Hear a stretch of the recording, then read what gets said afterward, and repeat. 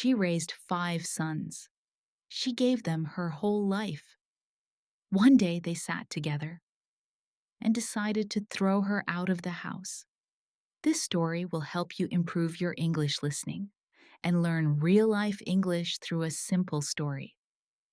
The old woman sat quietly near the window.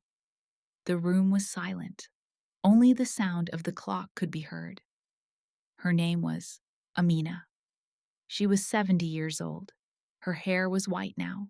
Her back was bent. Her hands were full of lines from years of hard work. She lived in this house for more than 40 years. This house was not big, but it was full of memories. Her husband built this house with his own hands. He was a kind man. He worked as a carpenter. Many years ago, he died suddenly. After his death, Amina's life changed forever. She had 5 sons. When they were young, her house was full of noise. Children were running, they were laughing, they were fighting, they were crying. Amina never got tired. She woke up before sunrise every day. She cooked food. She cleaned the house. She washed clothes by hand. Sometimes she worked outside too. She cleaned other people's houses. She wanted her sons to study. She wanted them to have a better life. Many nights she slept hungry, but she never let her children sleep hungry. When her sons were sick, she stayed awake all night. When they cried, she held them close. She kissed their heads and said, "Everything will be fine." Years passed slowly. Her sons grew up one by one. They went to school, then to college, then to work. Amina felt proud. One by one, her sons got married. Daughters-in-law came into the house. At first, everything was normal. But slowly, small things started changing. Her daughters-in-law did not like her advice. They did not like her presence in the kitchen. They did not like her old ways. Amina noticed this, but she stayed silent. She told herself, "They are young. They need time." She tried to stay out of the way. She stayed in her room. She spoke less. She smiled more. Her body was becoming weak. Her legs hurt. Her eyes were not strong anymore. One day, she slipped in the bathroom and fell.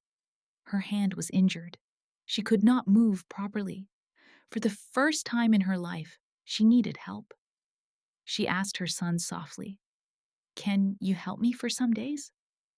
At first, they helped, but soon their faces changed.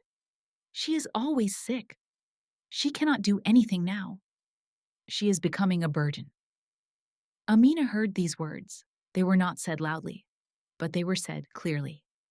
Every word felt like a knife in her heart. One evening, all 5 sons were sitting together. They did not call her to sit with them. Amina was standing near the door. She could hear everything. The eldest son said, "We cannot manage like this." Another son said, "Our wives are unhappy." The youngest son stayed quiet. Then the eldest son said something that changed everything. "We should ask her to leave." Amina felt dizzy. She held the wall to support herself. Leave? This was her house. This was the place where she raised them. Her heart started beating fast.